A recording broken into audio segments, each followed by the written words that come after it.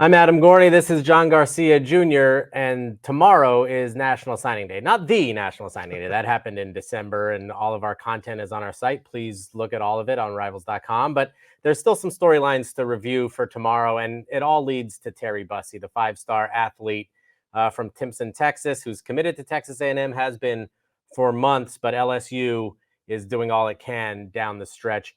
John, how do you see this one playing out? I'm sort of still favoring the Aggies here. What do you think?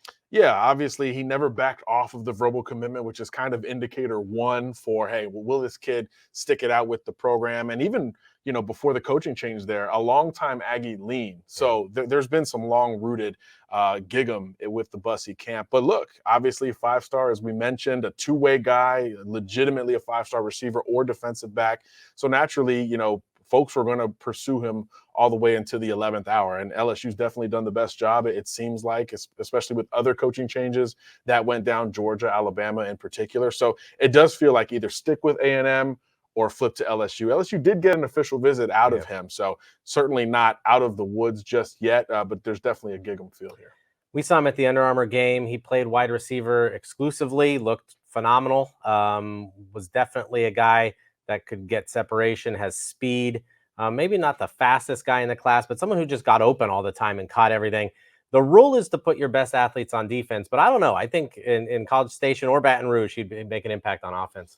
100%, and those programs are transitioning quite literally in College Station, but LSU from a positional standpoint, personnel standpoint. So you could understand the offensive maybe desire from those coaches. But yeah, you always default to defense. But I think, again, with Bussey, he's a legitimate five-star no matter where he lines up, and that's quite rare. This is not breaking news. Georgia has the #1 class. That has seemed to be the trend most years recently under Kirby Smart, who not only does recruiting well, but likes to do it.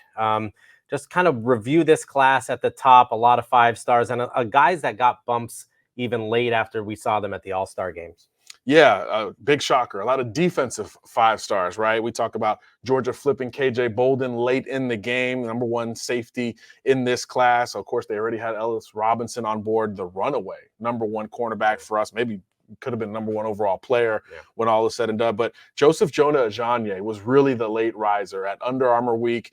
He got there late, but you couldn't miss him. Whether he worked inside or outside, he was a game wrecker. And in the game itself, which does matter, he wrecked the game again. Yeah. So, no surprise. At every level, Georgia's loaded on defense with five stars up front, at the linebacker core, and, of course, 2 in the secondary. Deion Sanders at Colorado had an interesting Instagram post a few hours ago that he's trading messages that big news is coming on Wednesday. Now, this might not be Travis Hunter level. Not quite. It could be CJ Hurd. It could be someone else. Who knows? Everyone else is signed, though. It could be a 2025 guy. Just Colorado, the job he's done there, and how did they close here?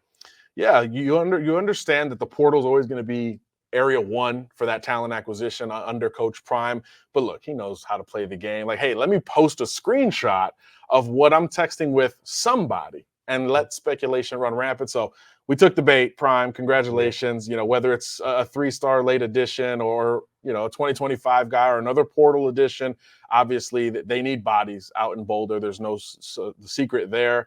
So apparently they're going to get at least one more. Other guys signing tomorrow: Keona Wilhite, a 4-star defensive end; Ashton Bethel-Roman, a 4-star wide receiver who had been committed to Arkansas; Rashawn Clark, someone else that we're watching out west; and then the other guys who have already committed and sort of ruined our signing day excitement. But Gatlin Bear to Oregon, Ryan Williams back to Alabama, Dominic McKinley a flip to LSU on New Year's Day. And then Amari Williams pulls up in the yacht, goes to Florida State. Do you see any sort of drama with those 4 guys, or are they done? I would expect some phone calls in the next 24 hours. You got to try for a Ryan Williams. You got to try for a Dominic McKinley, a couple of 5 stars. But no, I think they're set with their decisions. Outside of Terry Bussey, anyone in that 5-star range that's verbally committed and not signed, we do expect to sign with the school that they committed to. But hey, I'm here for it if they don't. Yeah, me too. That is all. Tomorrow is National Signing Day here at Rivals. Check back all day for updates.